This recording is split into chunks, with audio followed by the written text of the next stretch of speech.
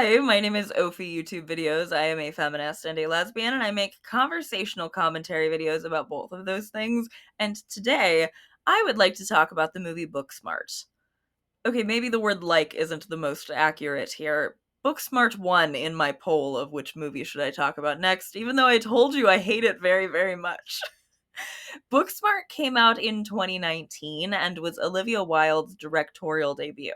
And for reasons that I cannot really understand, it sits at a 96% on Rotten Tomatoes, though the popcorn meter at least is a slightly more accurate 77%. I do want to provide a piece of context for how I approached this movie, even though I know it's not going to seem like this is the case the more that I complain about the movie over the course of this video. I wanted desperately to like Booksmart through at least my first few viewings of it. I had a miserable experience seeing it for the first time in theaters, and I wanted really badly to blame my dislike of the movie on the person I went to go see it with, who proceeded to get super drunk during the trailers and then come back and yell for me from across the theater, but without using my name when they got back from the bathroom. And then got so mad that they cried on the floor in the hallway when I didn't realize that the person yelling unfunny commentary during the movie was doing so in an attempt to get me to pick up our things and find the new seat that they'd returned to after their bathroom adventure. It was a really frustrating experience, and other than the fact that my experience at the theater was so frustrating, I went into Booksmart truly wanting to love it. There are so many pieces of it that I should love that it truly does not make sense how much the movie fails to stick the landing, but it really does fail. I rewatched it more than once with multiple different people and tried so hard to find a good movie, and I just couldn't. And since I got to spend over an hour unpacking how Barbie failed to stick the landing for me, I want to do the same thing, but with this other movie. This is part of a series I'm working through where I'm unpacking films that were either explicitly or implicitly feminist and that may have failed in those aims no matter what the audience reaction to them was. We started with Greta Gerwig's Barbie movie, which had an overall positive audience reaction and an outsized conservative pushback, and we're going to work our way through her filmography as well as Olivia Wilde's.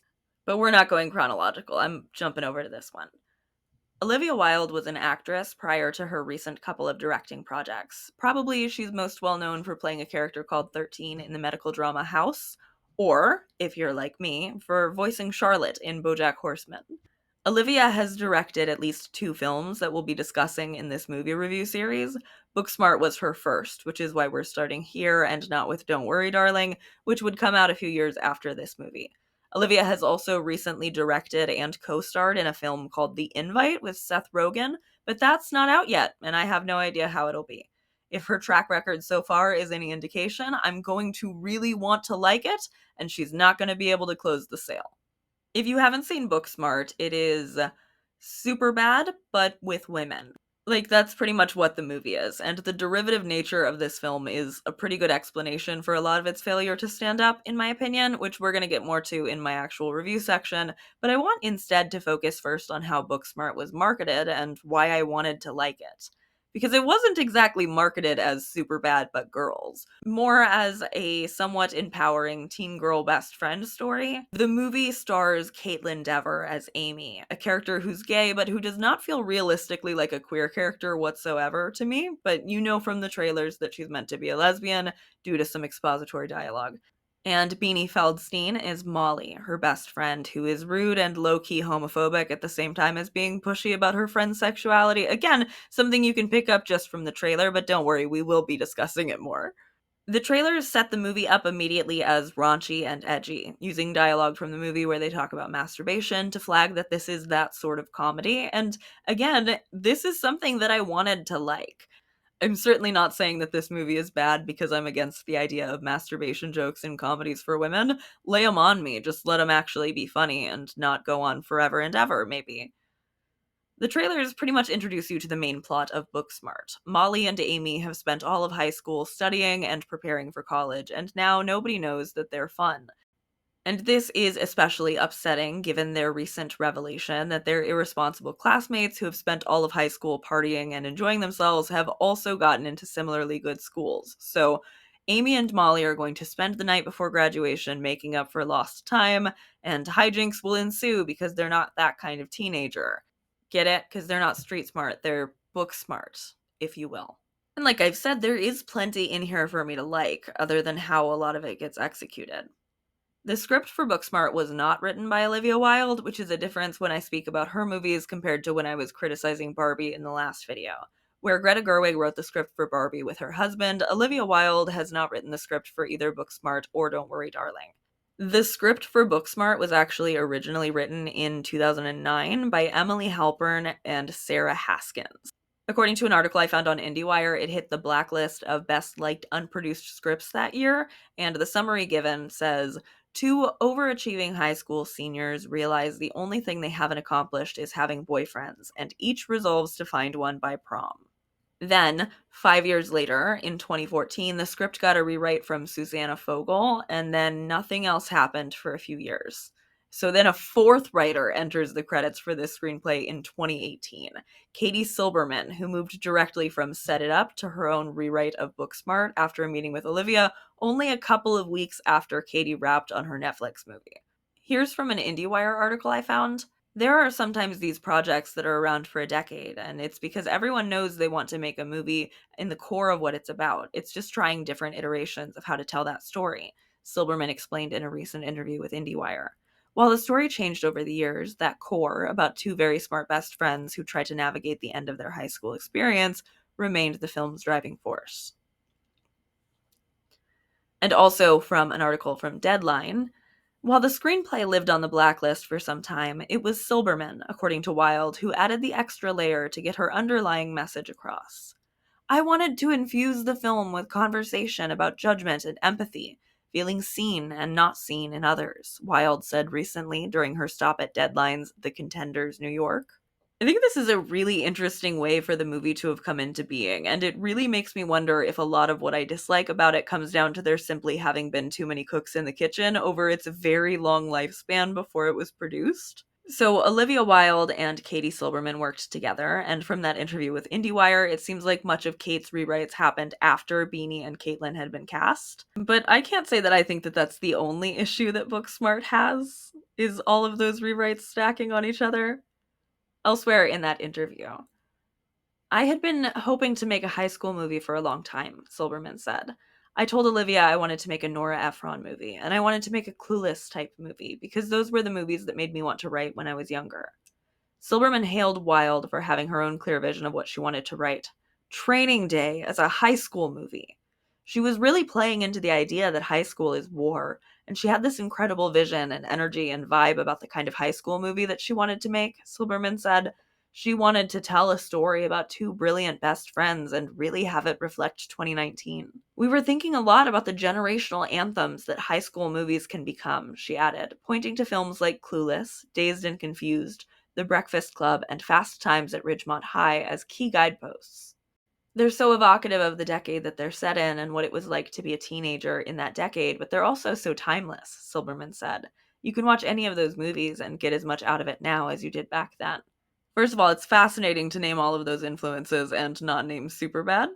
Second of all, I think this is an interesting Rosetta Stone to use to try to see what they were trying to do in this movie.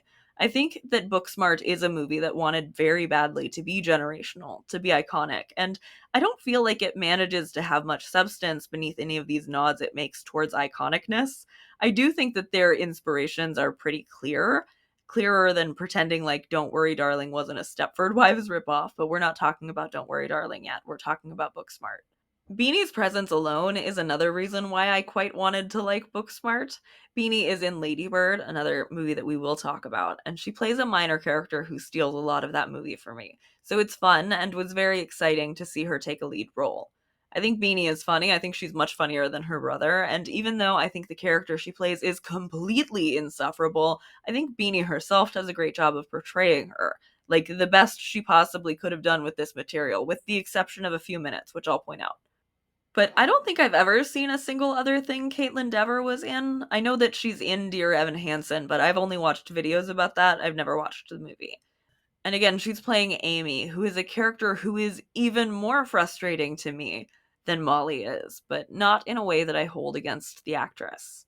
I think the cast of this film had an uphill battle to try to deliver a halfway decent performance from that script, and I don't want my frustration at this film's bad foundation to come across like I'm shitting on either of these actresses.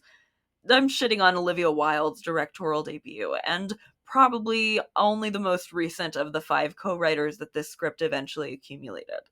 The 105-page script is available online and linked in my description below, as my sources always are.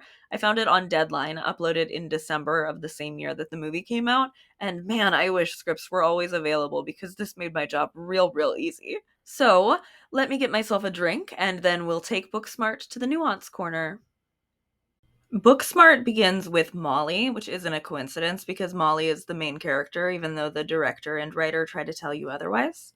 Molly is described in her first appearance at the beginning of the script as being 18, hardcore, sleeps with a titanium bite guard, and she's meditating to a motivational tape. And I get to start on a positive, actually. I do really love the set for Molly's bedroom and for Amy's too. Molly's bedroom is full of women like Michelle Obama, Ruth Bader Ginsburg, and Susan B. Anthony. It's a really effective way to set us up and let us know what kind of teen girls we're looking in on. The motivational tape tells Molly that she is a champion because she has worked harder than anyone. Something that we know already if we've seen the trailer is being set up only to be subverted in the movie, but of course Molly doesn't know that yet. Molly takes out her night guard and goes outside to be picked up by Amy, described in her first appearance as 18, a big-hearted social justice warrior. Amy is bringing Molly to school, which is something that seems to be a daily routine for them, and they sort of dance at each other in the parking lot before heading to school. It's a scene that I kind of like, but that I think tries just a little too hard. Then again, maybe I only feel that way because I'm so underwhelmed by the whole rest of their friendship, because I like this dynamic between them fine in theory sometimes. I like the idea of these best friends hyping each other up and being excited to hang out and be goofy. It doesn't all sell me when you put it together. Anyway, the girls leave for their final day of high school, where the rest of their classmates are much more torn up to be graduating high school than they are. Molly, who is the valedictorian and student body president, wants to work on like transition stuff for the next student body president, but the principal, played by Olivia Wilde's then partner, Jason Sudeikis, brushes them off and like literally closes the door in their faces. And we learn in this scene that they have an official class policy between their class of 2019 where they don't disclose where they will be attending college in an attempt not to make other students feel insecure. Which is honestly not a bad explanation for how Molly has no idea where her classmates are going, so I'll take it. Then there's like just a bunch of exposition to meet 2 of the characters who are going to matter later, which is presented to us via judgmental dialogue from our leads, Molly mostly. Nick, Molly's vice president, and a popular boy played by Mesa Gooding, who I only know from the script is supposed to be like a senator type. He's just more like popular kid, but they said girls from every delegation are casting their ballot to be with him. Or I think it was worse than that. Whatever, however they put it. And then there's also Annabelle, a hot popular girl played by Molly Gordon, who we learn is called Triple A because she gave roadside assistance to 3 senior guys the year before. And Amy, because remember, she's our big-hearted social justice warrior. She tells Molly not to call Annabelle Triple A and asks if any of the boys the girl has hooked up with have been getting degrading nicknames. And I like this being a point of contention between the 2 of them, and I like Amy in this moment, but she's given very few moments to really shine in this script, I feel like, because there's very little that they bore out at all other than big-hearted social justice warrior. The girls go to class, and their teacher, Miss Fine, who is played by Jessica Williams, clearly has like a special soft spot for them, which contrasts how they were shooed off by the principal a moment earlier. They have a whole thing together where they do the crossword with their teacher, and Miss Fine says how she's going to miss this and gives them their phone number in case they need anything from her next year. I didn't go to public school, maybe this is normal. Both Annabelle and a mean girl named Hope give the girls a little bit of shit for this dynamic with their teacher, and we meet even more of these teen characters who are going to show up later at the parties. Yes, multiple parties. The movie sucks. We'll get there. Two of the boys try to invite Miss Fine to the party tonight, and before she can answer, a kid named Jared arrives wearing a shirt of his own face, which he has gifted all of his classmates as a graduation present.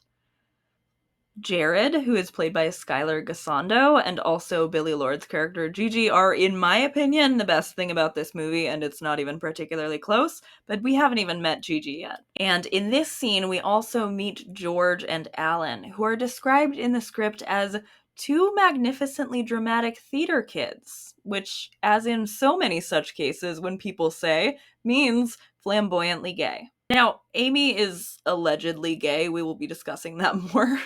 But these two feel like actual gay people, if slightly mean-spirited caricatures of actual gay people. But like a fond mean-spiritedness. I don't know. It's weird. I feel weird about this. I would feel so much less weird about this if it wasn't in conjunction with the rest of the movie hitting me as weirdly lesbophobic. But yes, these are the theater gays, and they are announcing their post-graduation production, Shakespeare in the Park, Inglot at Whole Foods. Clever, I think. And also, as they're handing out their flyers, Amy admits that she thinks it sounds cool, but that she won't be here. Put a pin in that.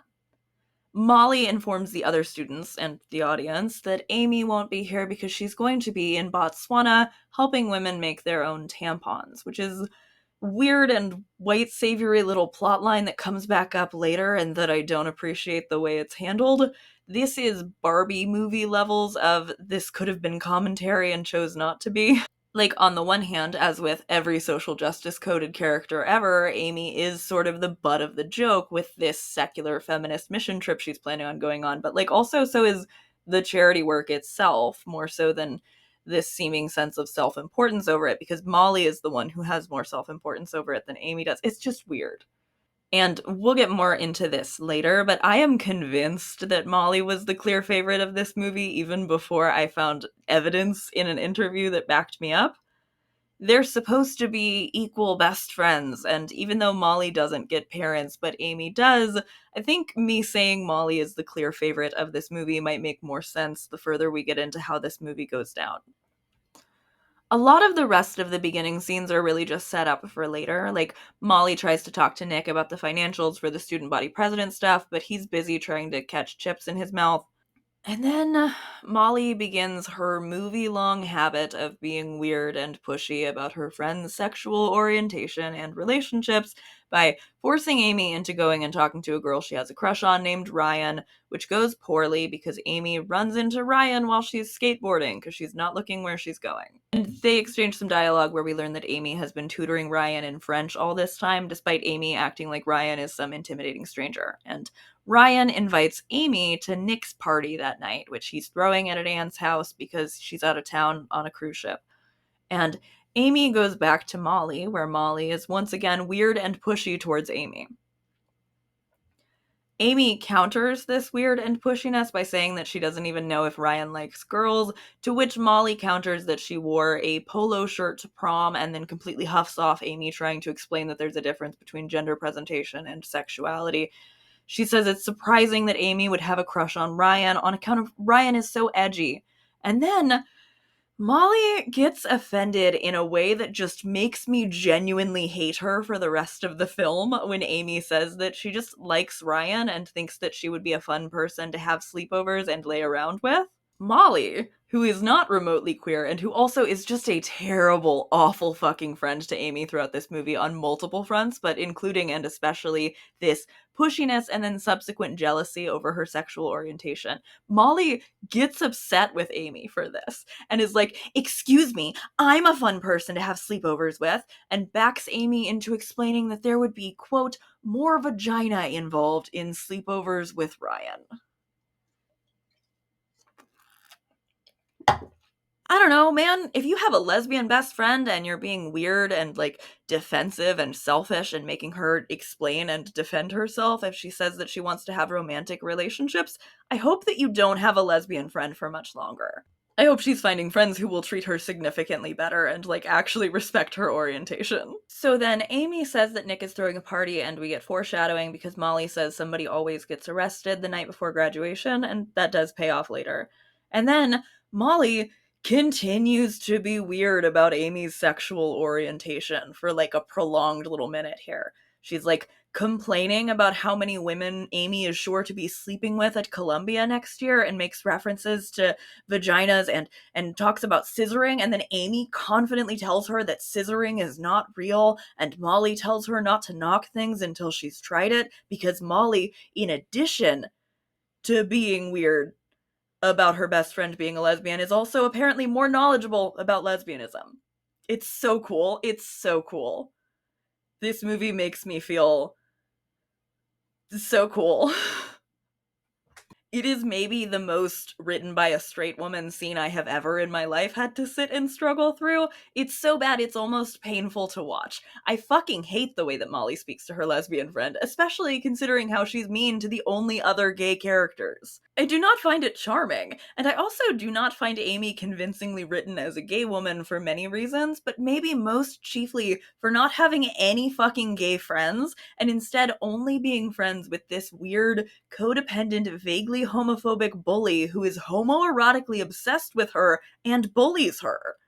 I just don't buy that if she really was a lesbian, her only friend would be Molly, or that she would end the movie friends with her if that was her friend.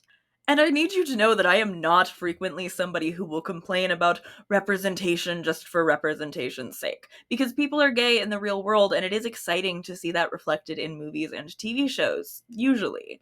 But this representation that we get with Amy does not feel genuine. It feels like a straight woman somewhere along the lines wanted points, but didn't have to make the main character they actually liked be gay. So they went with the one who in an earlier draft got derisively called a dyke and played softball. This movie is so cool. As a lesbian, it's really cool.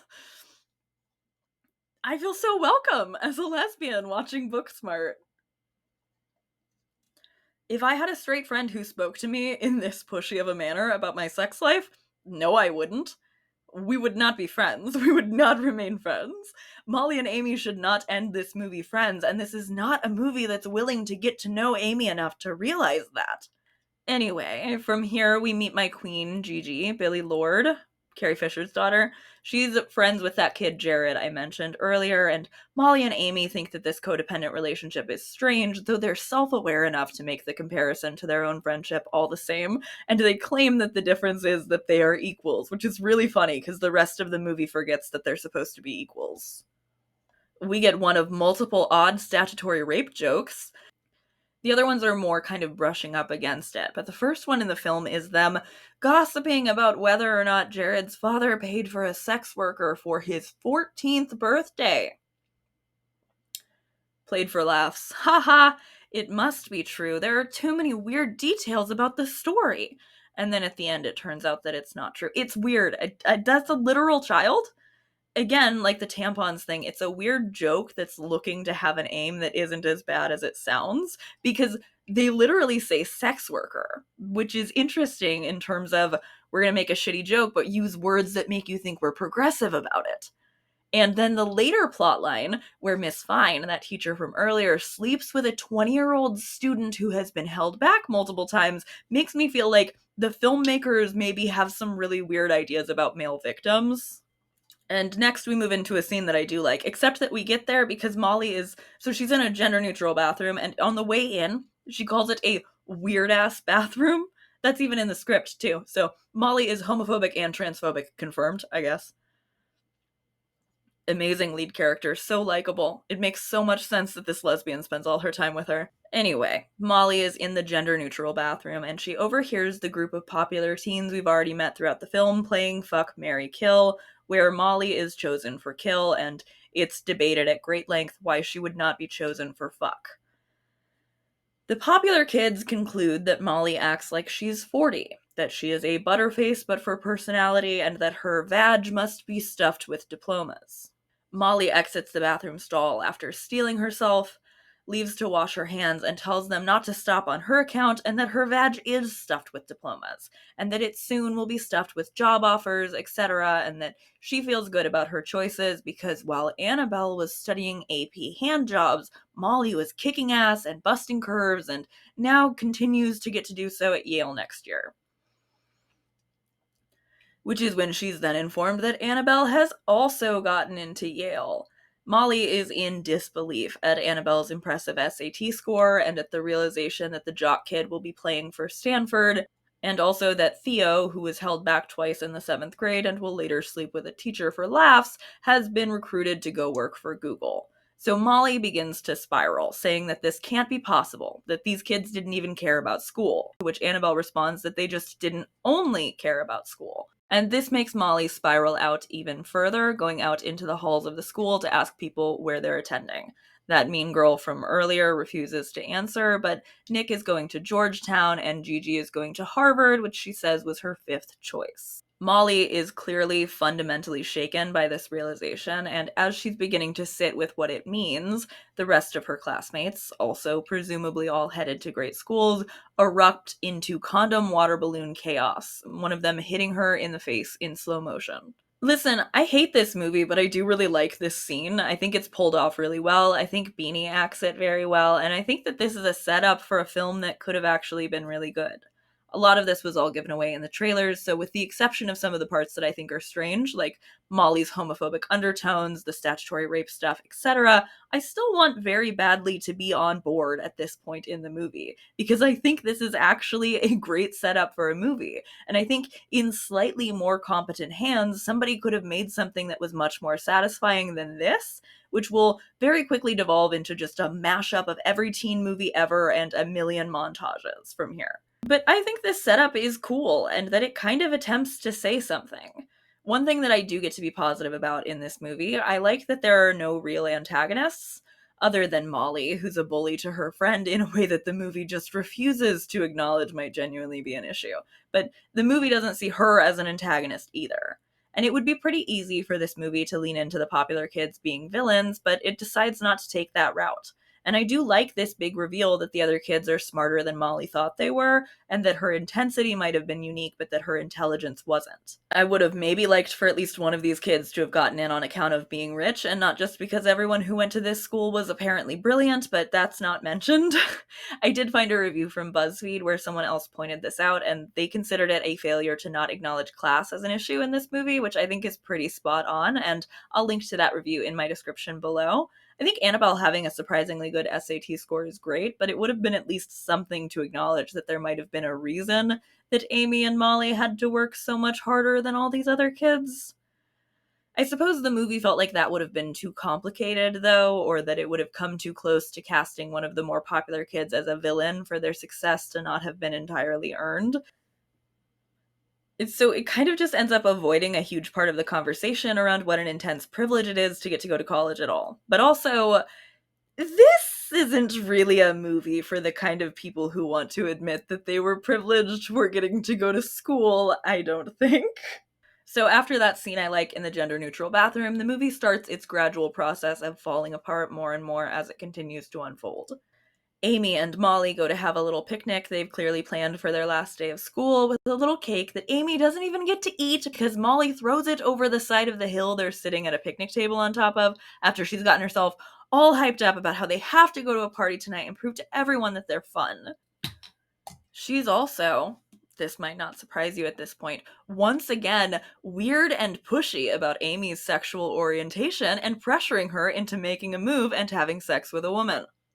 I can't express enough how much this is not a reciprocal thing. Amy does not begin this movie all up in Molly's sex life this way. This is a weird and special treatment for specifically the lesbian character, who is not written like a lesbian even a little bit, despite apparently having been out for over 2 years. I kind of think that they decided that Amy had been out for a while just so that Molly being like this didn't feel like outing, but it's genuinely so weird. Like, the lesbian plot in this movie has the absolute vilest vibes around it to me. Amy is much less interested in this party plan than Molly is, but she gets worn down and convinced to go along with it, and they go get ready at Amy's house, where Amy has entire drawers of clothes for Molly. They hype each other up about their matching outfits, accidentally deploy their pepper spray as they over-prepare for the night ahead, and we learn that not only is Amy not as weird about Molly's sex life as Molly is about hers, but that Molly herself is uninterested in hooking up with boys yet because they're a waste of time until they're 28. But for sure, have her keep being weird about Amy needing to hook up with a woman. Which, like, maybe that's what they're trying. That's what they're going for. They decided that the best possible way to have her work through her own shit is to have her project all of the weird stuff onto her lesbian friend, but it's gross. Having her be this fucking weird about Amy needing to hook up with a woman really makes me feel like the movie sees relationships between women as not being as legitimate as relationships between a woman and a man, for reasons, again, that will continue to come up because this movie fucking sucks. Like, it's a demand for performativity that is coming from this mean and straight woman. It sucks. It sucks that Amy's sexuality exists for her straight best friend's gratification. It sucks. This movie sucks. Somebody told me that they couldn't believe I didn't like the movie because they were so surprised because it had a wholesome female friendship, and I was genuinely shocked to hear this relationship described as wholesome. Again, we're gonna keep going, but like it as a lesbian, I don't play this card a lot, but like as a lesbian, Booksmart's treatment of its lesbian character makes me feel uncomfortable. So then the girls start talking about masturbation in this context where Molly is trying to pressure Amy into hooking up with a girl who she can barely bring herself to speak to. And this scene is like halfway funny when they talk about a stuffed animal that Amy uses for this purpose, but they will make me regret being even lightly amused later, so it's actually a wash by the time we're done with the movie. So then, in order to sneak out and go to this party that Molly has decided they must go to, they lie to Amy's parents, who apparently could only be afforded for a couple of scenes because one of them's Lisa Kudrow. They say that they're going to be sleeping over at Molly's house, and Molly is, did you guess it? Did you guess it yet? She's once again fucking weird about her lesbian friend. The movie plays for complete laughs that Amy's supportive parents think that she and Molly are dating, and despite Amy clearly not liking this, explicitly asking Molly not to do this, Molly plays into it and tries to convince Amy's parents that they're fucking. And that alone would really deeply bother me. But Molly fucking sexually assaults her friend. Molly stands there behind her friend while she knows that her friend does not want her parents to think that they're dating and fucking gropes her. And it is played for laughs. And Molly continues to be the clear favorite in this movie. Because this movie is fucking weird to its lesbian.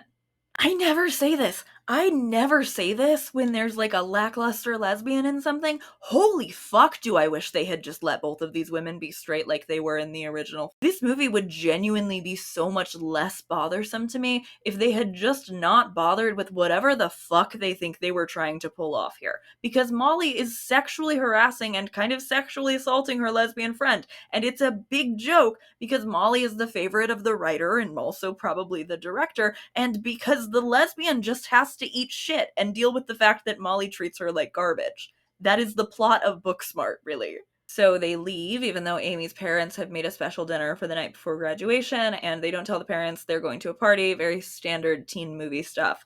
Then they sit outside and watch footage of the party on their phone while they try to find the location for Nick's aunt's house, because they're not friends with any of these people, so they don't know where the party actually is. But then Molly calls Jared, who has a crush on her and is desperate for her and also anybody's approval, even outside of that.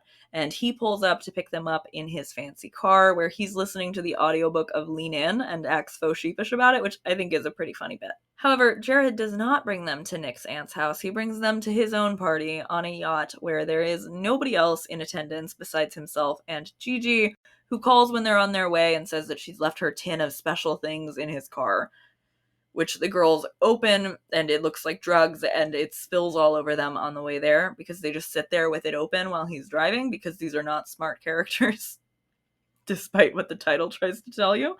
Jared says that they're just Gigi's B12 vitamins she crushes up, and I can't even tell if this is supposed to be true or not. I don't care. I don't like this movie enough to really investigate it. But Gigi does do drugs, and she gets the girls to eat laced strawberries, but they don't kick in yet. Anyway, Molly and Jared have an interaction where she tells him that he can't just buy people's affection, and he counters that it works because his parents did it and he sees it all the time.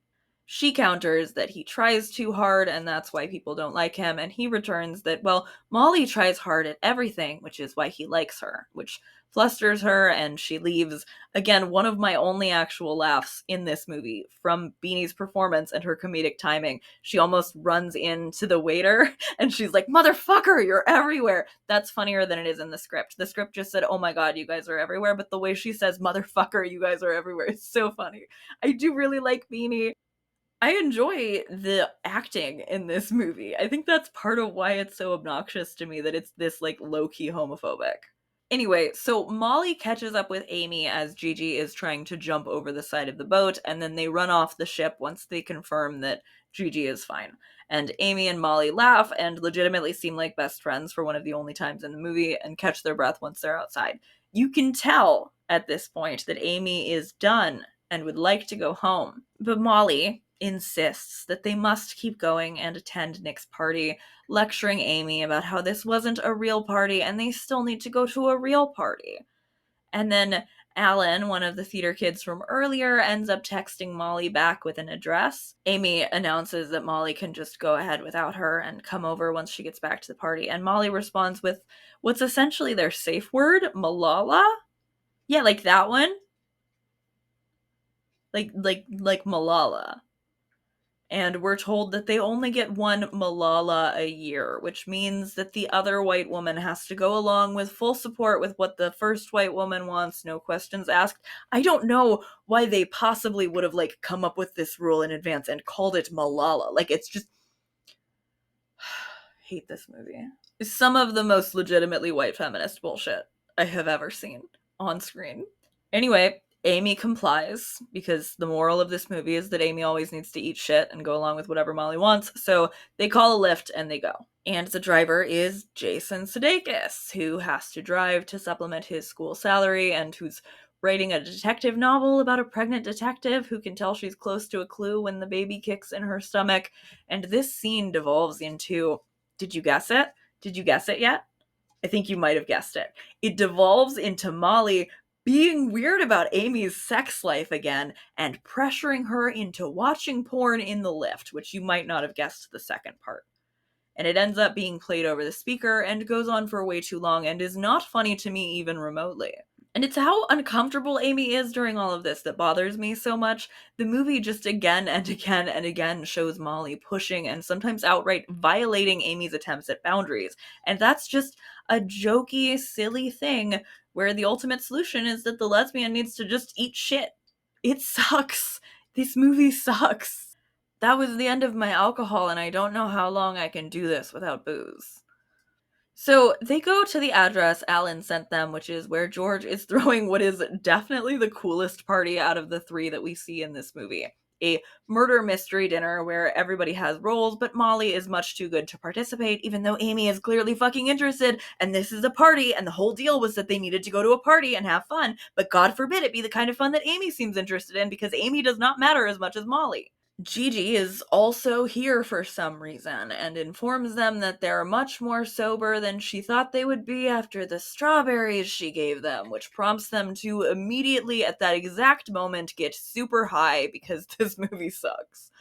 Then we have one of the worst and least funny scenes of this, or maybe any movie ever, where everything grinds to a halt so that we can watch some stupid claymation while the girls do terrible, terrible, really legitimately bad voice acting, because they're regular actors and not voice actresses, and there's not even like any actual real life analogy or parallel to what they'd be talking about or doing in real life. Like, yeah, you are showing me dolls representing them being high. I know they're not really on a dresser in real life, though. Like, what are they doing in real life? It would have probably been funnier to actually watch them be high in real life. But instead, we watch them, like, freak out over being dolls in the mirror and then, like, fall off of the edge of the dresser and then walk out really stiffly. It sucks. It sucks. It is the worst part of the movie, and I'm not discussing it any further because it adds literally nothing and it should have been cut. It was not in the original script, and the original script was correct for that. So then they leave, and we spent basically no time at all at the only actually fun party, because this movie fucking hates me personally. And Amy and Molly have another fight, another one, where Amy makes it very clear that she would like to go home, and Molly and the movie make it very clear that Amy matters nowhere near as much as Molly does, because suddenly we realize that Molly has a crush on Nick, and so we have to go because she likes Nick. And then Molly insults herself and calls herself a butter personality, and this is the thing in the movie that Amy slaps her about and tells her how she'll lay her out if she says anything like that about her best friend ever again. Whatever, dude. So then we get a montage, and oh my god, don't even get me started on how many montages there are. We get a montage here of them going to a library with the fake IDs that they have so that they can get into the 24/7 ones at the college to do homework, and that's where they learn where the party is. And they see a stack of a bunch of pizzas in some of the party footage on their phone. So they didn't need to go to the library at all, because it's the same thing they were looking at outside in all of the other scenes where they were looking at their phones. Why did we go to the library? Why did we go to the fucking why did we go to the library? They decide to go to the pizza place that the party ordered from and wait in the back seat of the driver's car and cover their faces with their hair and demand to be told where the pizzas were delivered to. And the guy lectures them about safety, shows them that he has a gun, but then for some reason eventually relents and gives them the address. Except that then Amy loses her phone after this guy drives off, so they can't call another lift to get there because Molly's phone is dying, and then Molly makes one phone call right before her phone dies, and Miss Fine shows up to pick them up, and also so that she can have sex with one of her students because this movie is terrible. Miss Fine is thrilled to be driving them to an unsupervised house party because she doesn't want to see them making the same mistake that she made in her 20s when she was trying to make up for never having had any fun, so she was wild. She also has a bag of clothes in her car that somehow magically fits both Molly and Amy, and presumably Miss Fine as well. Sisterhood of the traveling sparkly dress, I suppose. Miss Fine drops them off and is like, "Oh, I'll see you inside," and then laughs like she's joking, and they assume that she's not serious, but she is, because this movie is really weird and really bad. So the girls get to the party, and everyone's actually weirdly very happy to see them and very friendly to them. I'm not sure why, because they don't seem to be nice to any of these people, except maybe Amy being nice to Ryan, who she tutored. Like, Molly is fucking mean. She's mean. I don't believe that she would have a super warm reception at a party, but I didn't go to high school. What do I know? And Gigi is at this party too, which Molly is all pissed about, and then Miss Fine comes in, because again, she's gonna hook up with a guy who got held back a couple of times, because again, the movie is very weird. At even more prompting from Molly, Amy goes to talk to Ryan, and Ryan says she always hoped Amy would come out, and Amy says she's been out since the 10th grade. And Ryan has no idea what she means, because Amy was right earlier when she said to Molly that she doesn't even know whether or not Ryan is gay. Ryan's not fucking gay. Ryan clarifies she meant come out to party, and then there's even more and even stranger dialogue about Amy's upcoming trip to Botswana, because Ryan misremembers it to be that Amy is going to Uganda, and then Amy awkwardly informs her how she would be killed for being gay there, and asks Ryan if Ryan would also be afraid to go to Uganda. Ugh. Why are we doing this? Why did we make one of them gay? Why did we make one of them gay? Amy's love interest in the original script was still named Ryan. He should have just still been a baseball player. We didn't need to do any of this. I didn't need any of this, and furthermore, I didn't want it. But Ryan doesn't answer the question about whether or not she would be afraid to go to Uganda because they get summoned for karaoke. Molly and Nick play beer pong, and I do have to admit, like, I feel like I would be lying if I didn't admit, these two actually do have pretty good chemistry, and Beanie is really, really gorgeous. She's just such a beautiful woman. I do still hate Molly, so, like, whatever, but Beanie is so fucking pretty, and she does a really good job in this scene. I hate Molly, but this is really good. This is really good, where she's, like, playing beer pong with Nick, and Nick is, like, again, he's supposed to be kind of like leading her on a bit, but also kind of just like a friendly guy who really wants to be popular. I feel like I have so much more insight about Nick from having read the script, by the way. No offense to Cuba Gooding Jr.'s son, Mason, but I none of that came through in the movie. I'm so sorry, buddy. You did a really good job, but I just thought you were like generically popular guy. I had no idea we were trying to do like a future senator deal. That didn't really come through. Nothing is really going on at this point in the movie that I am enjoying other than George, the theater kid, doing You Oughta Know for karaoke, and that scene is over with way too quickly because for some reason he lets Amy finish his song, which is completely unrealistic. And then Nick, after all of this flirting, where like you can tell that Beanie's character Molly is just like fully flirting her heart out. Like it's so engaging to watch because you can tell that it's not going to go how she wants it to, but you can also see why she thinks it's going to go how she wants it to.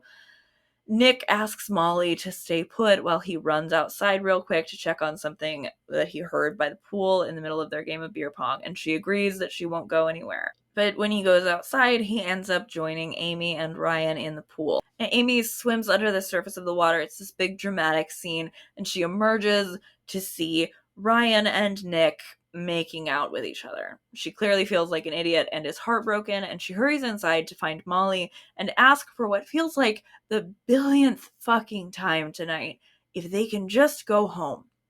But Molly is still super excited about her chemistry with Nick, and so she won't listen to Amy at all.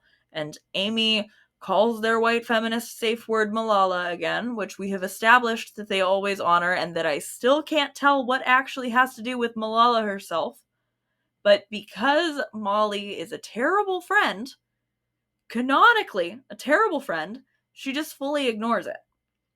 And so the girls finally have a fight at that point. Amy is mad that Molly forces her into doing things. Molly is mad that Amy talks a big game but then doesn't do things. But we don't see Amy talk a big game in this movie. We see her get forced into things by Molly. But the movie pretends as though they are both right because it has been filmed from approximately 2 feet up Molly's asshole. So Amy finally snaps, and she admits that she's been keeping a secret, which was much better foreshadowed in the script than in the actual movie. Amy isn't just going to Africa for the summer. She's going for an entire year, and she has deferred her college acceptance because of it. And Molly is furious that this will derail her plans for the rest of their lives, and Amy announces that those were Molly's plans and not hers. The fight continues, and honestly, it's better in the script than it is in the movie, because in the movie, it chickens out and becomes yet another montage where we can't even hear all of the dialogue or the way that the fight ends. But in the script, Amy tells Molly that nobody even invited her to the party. A true thing! A true thing. And that nobody even wanted her here, and Molly says, fuck you, and then Amy storms out. But most of this is just covered by like lightly dramatic swelling music in the background in the movie. Because I think I might have mentioned this already. This movie kind of sucks. And then I'm so glad I'm already drunk for this part.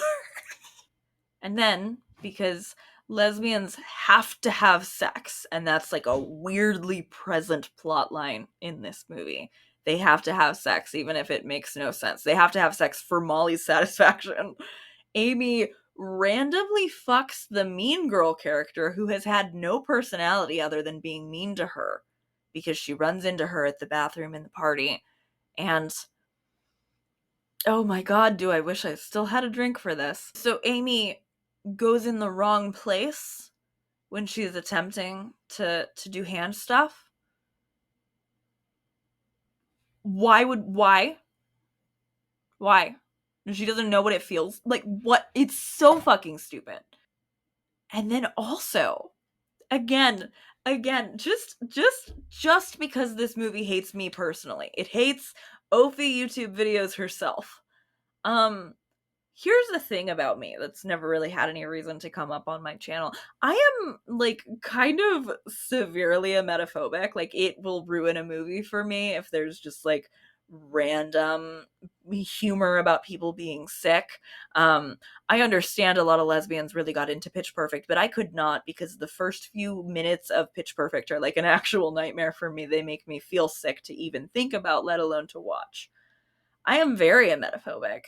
And because this movie hates me, there is not only random, look, she can't even figure out how to have sex because she's so incompetent humor that they do not do with straight people. There is also random, gross out emetophobia humor here, and only here in the gay sex scene. Nowhere to be found in this straight romance plot. Nowhere, nowhere. And also, you'll remember it was gay porn in the porn scene where sex was so funny. There is no humor to be found for heterosexual relationships in this movie. It is all entirely put into the context of the lesbian and her sex with women, or just sex with women generally. It is so cool. I feel so respected as a lesbian, and not like my relationships with women exist for representation points and also gross out humor but nothing else. It's so awesome. So Molly just continues to wait and wait for Nick at the ping pong table, and she talks to Jared, who confirms that he did not in fact have sex with a sex worker and that he's a virgin, and also that Gigi is his only friend and he's jealous of the relationship that Amy and Molly have because nobody at the school other than Gigi even knows him, and he'd like to design airplanes and then use the money to finance musicals. And this makes Molly start to like him. Okay. And I mean, I like Jared too, but maybe get the fuck away from him. Anyway, then Molly finally sees Nick and Ryan making out for herself, and she understands why Amy wanted to leave this most recent time. She still doesn't understand that Amy has not wanted to be here all fucking night. She starts looking for Amy, but then the cops show up, and she just fucking leaves without her? Like, they never like had an agreement of like, hey, if the cops show up, you save yourself, you get out. Like, Molly just fucking goes. Molly just bails. She just ditches. Amy wants to prove, though, that she's not a coward because Molly called her that, and the movie is under the impression that that was an accurate and correct thing for Molly to call her. So Amy resolves that she will get arrested and cause a diversion so that everybody else can leave, and for some reason that works. It's really dumb. She does get arrested, and she is the one and only person who does, despite the fact that this is not even her house. And like, why would they not have like gone in? Like, why were they just like, oh yeah, we just needed one? Like, it's so stupid. It's so stupid. I hate this movie.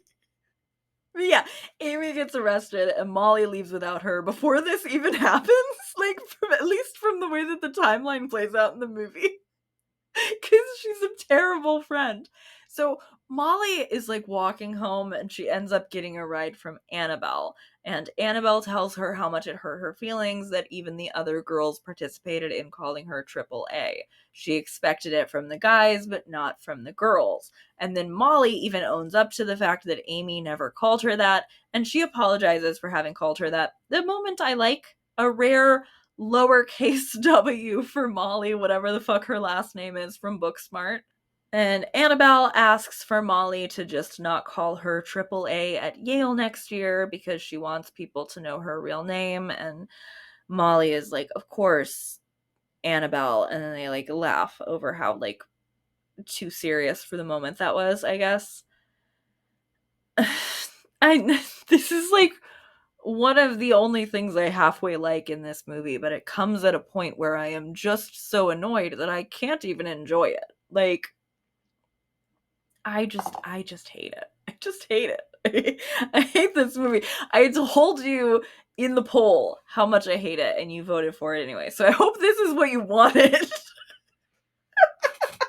So Molly just goes home and she wakes up the next morning and goes to the jail where Amy is and where her parents apparently have not been called. I mean, I guess she's 18, but like, why would her parents not be called? I think they just couldn't be afforded by the film for this scene. Again, it was Lisa Kudrow, and I'm pretty sure the other guy's also famous, but I can't remember what else he's from. He's from something. So for some reason, Molly is the one to come and get Amy sprung from prison somehow. And they have a phone call through plexiglass before Amy is out where they both apologize to each other. We did the exact same thing Greta fucked up in Barbie by having Barbie apologize to Ken. What the fuck do you mean they're both sorry? I'm sorry, what? Huh? Why is Amy apologizing? Amy didn't do anything wrong. The only thing that Amy Booksmart did wrong was not kicking Molly to the curb 4 fucking years ago or whenever they became friends. That is the only thing my girl Amy has done wrong, other than being like white saviory, and other than I think the Malala thing is weird. I think it's weird to just like turn an actual human woman, an activist, into a noun that you use to mean we have to go to a party. Like, it's just so weird. I don't like this movie. That might not have come through yet. It might not be clear how much I hate this movie. Amy apologizes for being a coward and barely even lets Molly apologize for being pushy. She doesn't even mind that Molly completely ignored the Malala rule because Amy lied, and I guess that's worse. And then they're completely fine as they totally agree how absolutely wild it is that their crushes are hooking up with each other. Who would have guessed? Blah, blah, blah.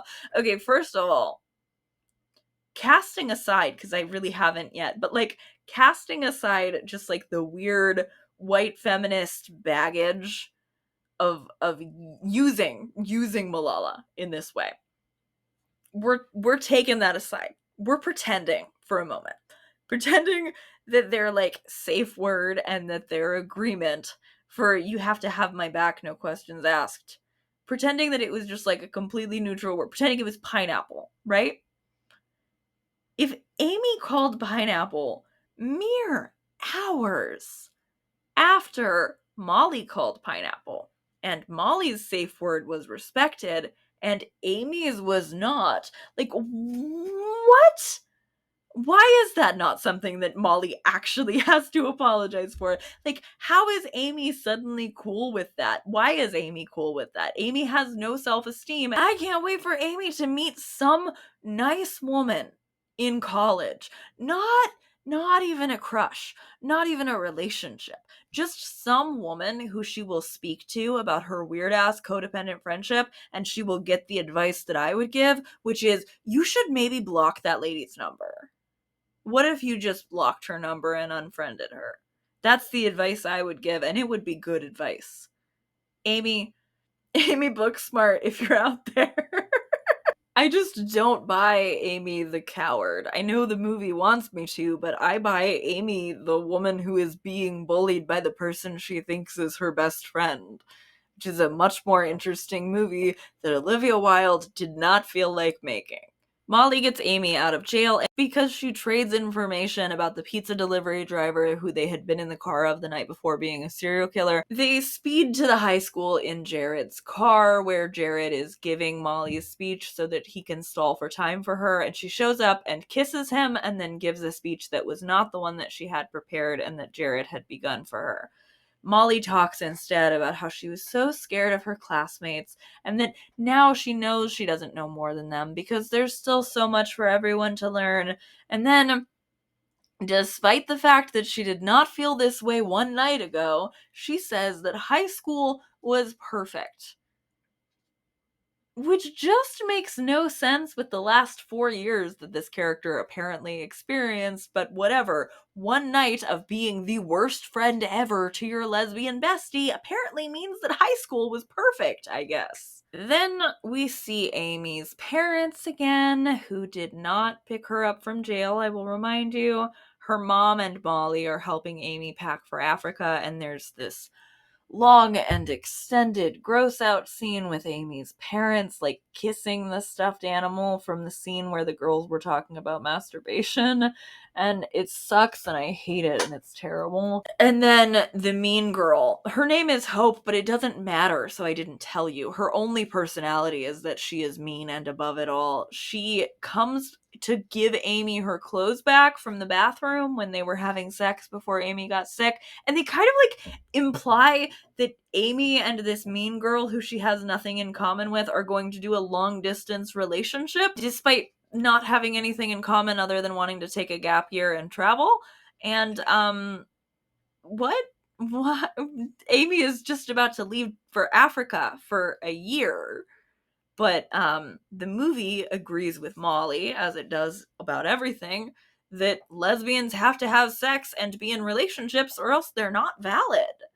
And then Molly is the one to bring Amy to the airport and not her parents. And Amy gifts Molly her car? Are friends out here doing that? Like, what? And they have this like emotional goodbye and they promise to talk on the phone once Amy lands, and then Amy leaves, and Molly is watching her. They're like looking at each other and it's like very like somber, and then Amy leaves, and I could almost pretend to myself, oh my god, what if Amy got off the plane and just blocked Molly's fucking number. But then Amy comes back from leaving to get into the airport to go on her plane, and she like slams herself against the window and startles Molly and announces that actually Amy can be the last one on the plane, and does Molly want to go get pancakes? And Molly says, fuck yeah, I do. And that's it. That's the end of the movie. I wish I was kidding. I wish I was funny enough to come up with that unsatisfying of an ending as a joke, but no, that is genuinely how the Booksmart movie ends. I I just don't even know what else to say at this point. Like, there's more to say. I'm gonna say much more, many minutes more, but like, that's that's what Booksmart is. Anybody who ever told you that Booksmart is a good movie was talking about that movie. That one that I just told you about. And so for the last like 6 years, I've just felt like I had a completely different experience with Booksmart than everybody else did. And not even just because my movie theater partner was so terrible the first time I saw it, but because I just feel like I must be seeing a different and worse movie than everybody else is. Because what? Huh? Okay, I have sobered up and I'm mostly done, but there are some points that I would like to clarify because I'm so sure that my frustration about all of this is going to be met with me being reassured in my comment section that I'm much too sensitive and actually not everything is lesbophobia, etc., etc. So I want to acknowledge a lot of what I've discussed are more like undertones that I have pulled to the surface. I'm not claiming that Booksmart was an outwardly homophobic movie and that I'm like surprised that the catty theater boys and the awkward lesbian sex scene didn't make the movie get a boycott. I'm not saying that this is a movie that hates gay people and thinks that they're bad. It's not a movie that even is aware that it hates gay people. What I have said for years before I even knew that this was a revised script from all the way back in 2009 is that I felt as though they picked one of these two best friends at random to make gay. And the only thing in that opinion that has changed with my further research, and now that I've read the original script, is that I know it wasn't exactly at random that they picked somebody to make gay. It's because even the most recent writer on this script will tell you herself that she was a Molly. And I really wanted to blame only Olivia Wilde and Katie Silberman for the random gay representation in here, because the original project, as mentioned, featured two straight women, and it felt like this must have been the most recent round of punching up and modernizing the script that it went through. But I found an interview with that second to last writer to take a pass at Booksmart. I wasn't able to find Susanna Fogel's script to read online like I could the original and then the shooting script for Booksmart, but from an interview I read, she's the one who gets the credit, if I can call it that, for turning Amy gay. And, like, I gave this away already when I jumped off script during my drunk recap, but in the original version of Booksmart, the Amy character joins a softball team to get close to her crush, who's a guy in this, a baseball player still named Ryan, just like the skateboarder straight girl love interest in the final movie is. She joins the softball team because the teams travel together, and straight Amy hated softball at least, so at least they didn't like take a passion away when they made her gay. But not only is softball a gay woman and lesbian trope, this character is also called a lesbophobic slur in the original script, and the script denoted her as specifically being humiliated by being called this. I mean, it was 2009, so I'm not like livid about it, but still, that's something. Someone, Susanna, apparently looked at that and thought, oh, well, let's just modernize it and make her actually gay. And then they seem to have put very little work into conceiving of Amy as a gay woman otherwise. And would making one of them gay and it being Amy specifically even been a thought, I wonder, if she didn't feel like she was course correcting the stereotypes that existed in the original script? I don't know. Susanna has a lesbian writing partner, though not one that I saw she had worked with for her draft of Booksmart, and she's worked with that woman on films for years and spoke about it in this interview in a sort of self-satisfied sort of way. She was very proud of Amy having a plot that had to do with her shyness, but not with her having to come to terms with her sexuality. And I'm being a little bit measured here because I genuinely don't know what was in Susanna's draft when she first turned Amy gay. So I'm not going to just jump straight to like, wow, I wonder how her lesbian co-writer feels about this.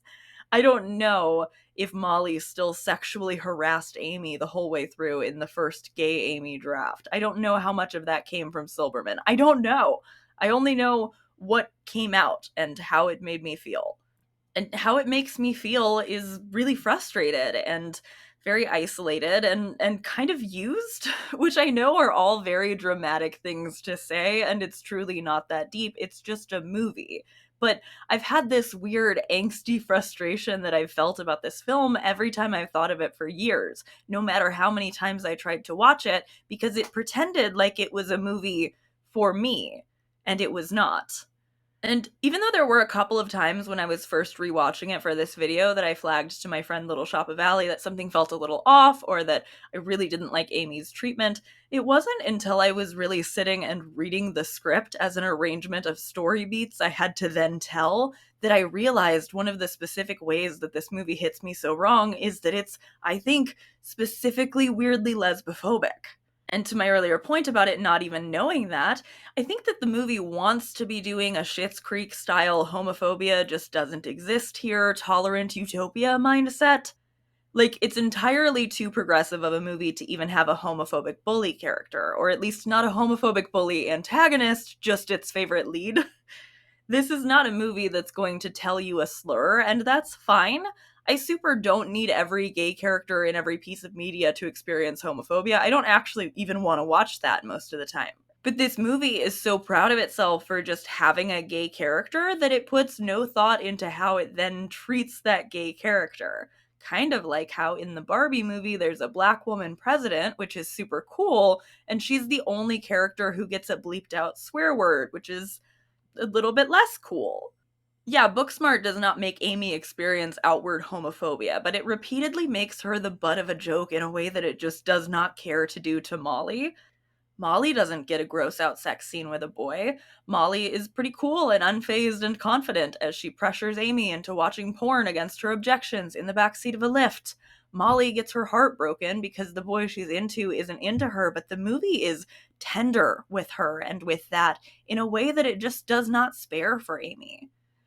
Amy gets a crush on a straight girl, which is just a vehicle for Molly's heart to get broken and for them to both be hurt by the same event. Molly is incredibly and uncomfortably invested in this crush Amy has, and I guess maybe, if I'm being very generous, the idea is that Molly is trying to process her own anxieties about her own virginity through Amy, but that is not made clear in the finished movie. Many things are not made clear in the finished movie.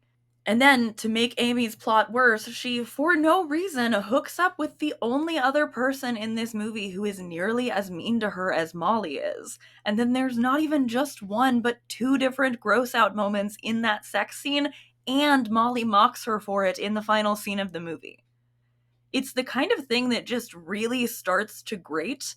And when I was removed from the endearing performances of the two lead actresses and just reading it like a story in the script, it flipped the final switch in my brain from resigned irritation when I think about Booksmart to like an actual coalesced feeling of frustration.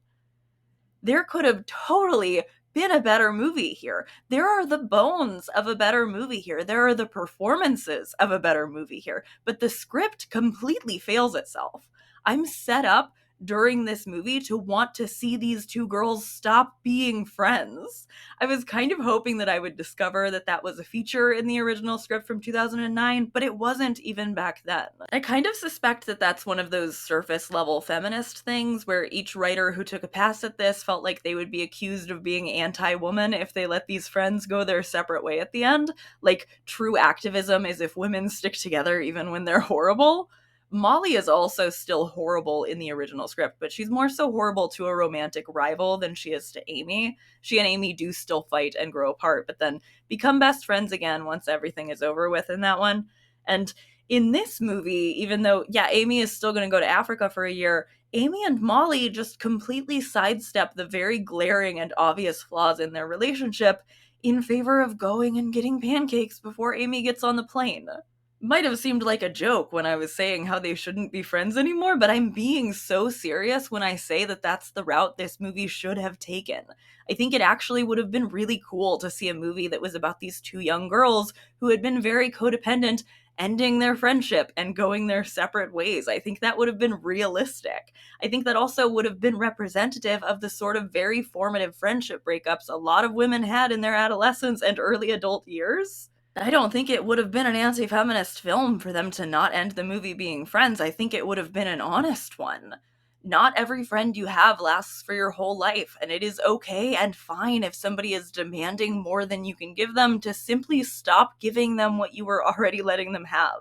It's fine to have different interests from your friend, the way Amy seems to.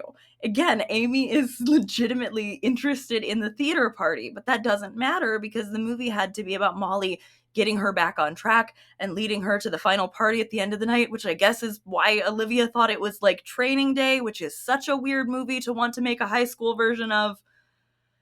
Molly is not treated by the narrative as if she is anywhere near as bad of a friend as she is. The movie sympathizes with her. It, in fact, throws all of its sympathy behind her. And like I said, I'm not even being conspiratorial when I say that she's the clear favorite of the filmmakers.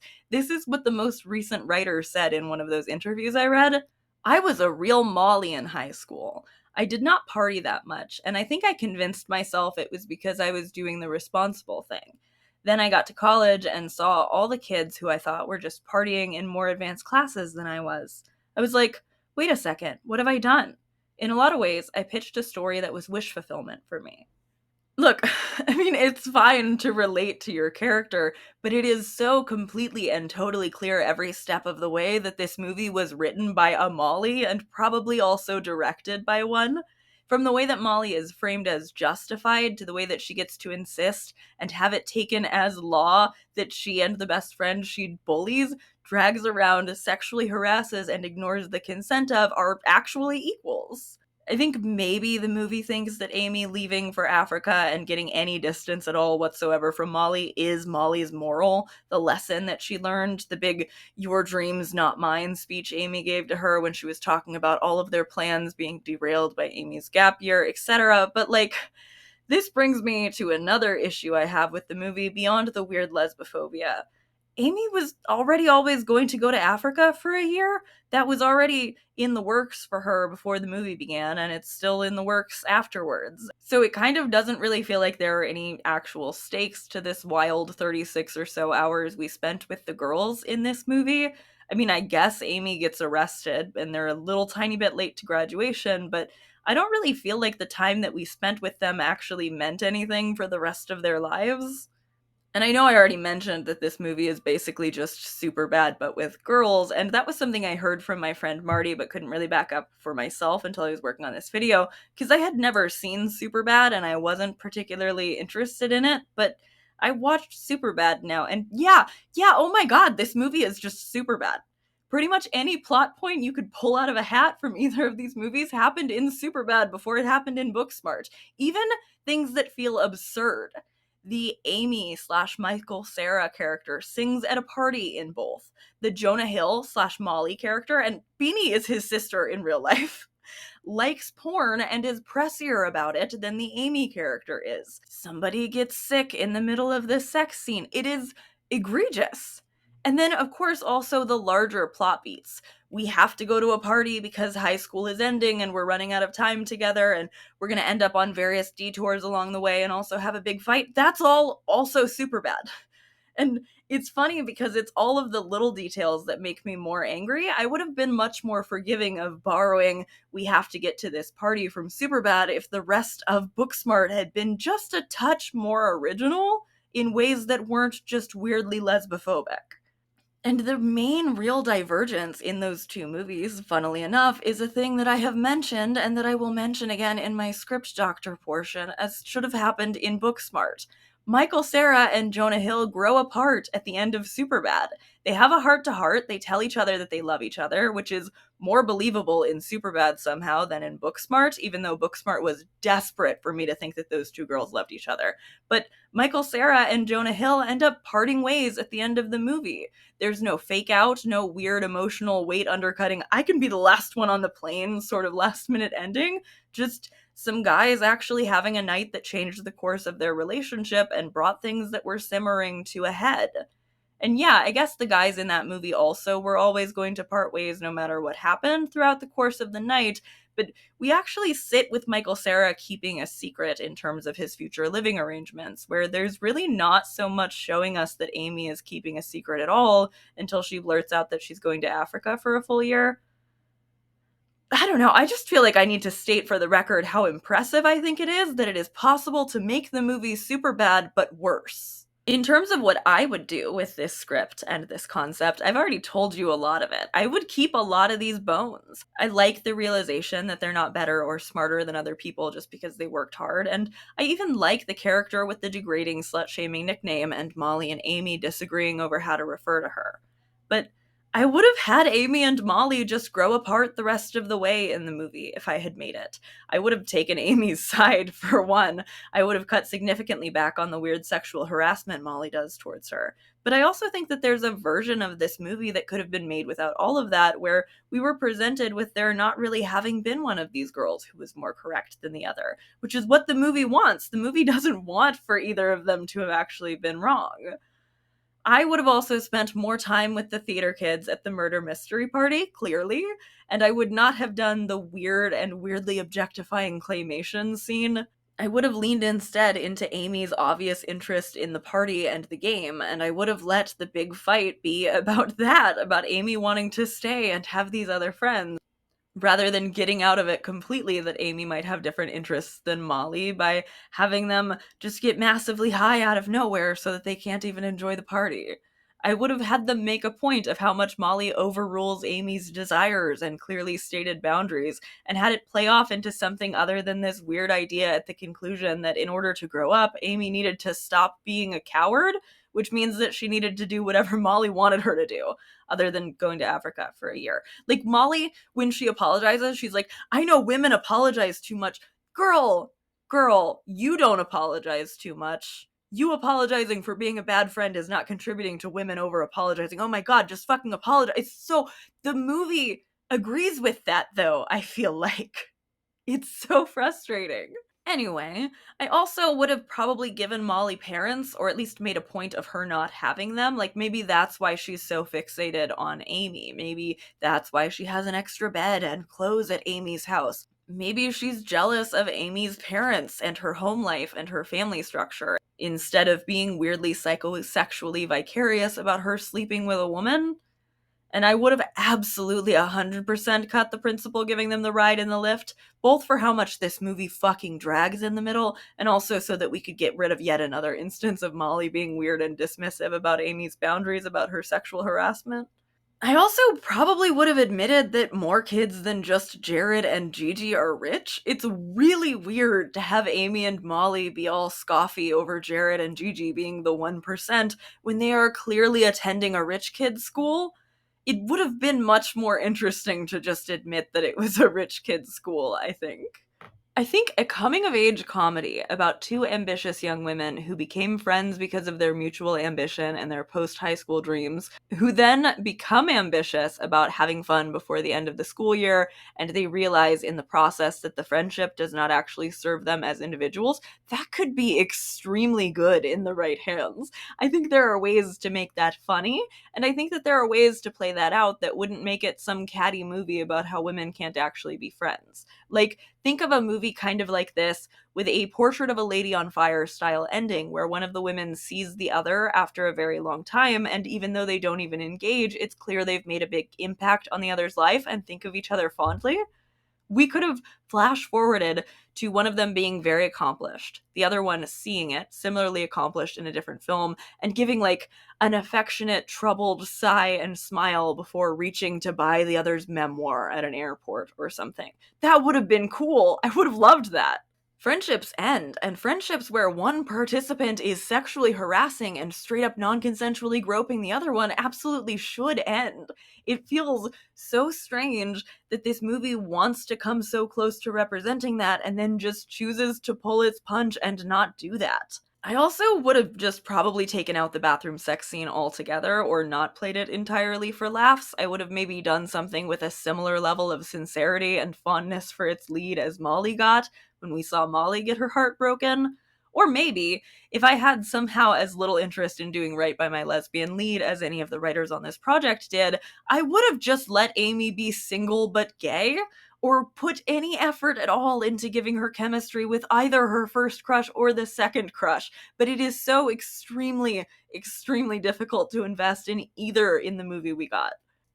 I love the idea of movies about the deep relationships that women can have with each other, platonically as well as romantically. I think having Amy not have a pining crush on Molly was a good thing, and also a realistic one.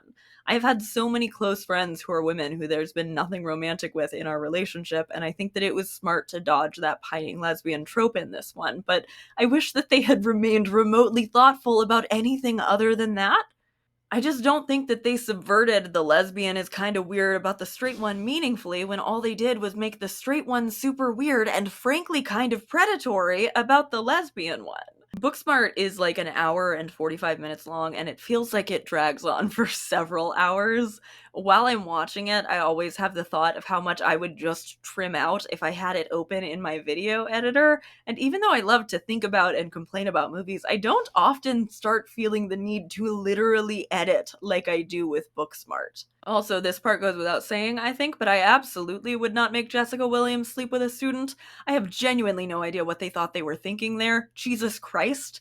So many things I would just outright cut, including all of the many, many montages.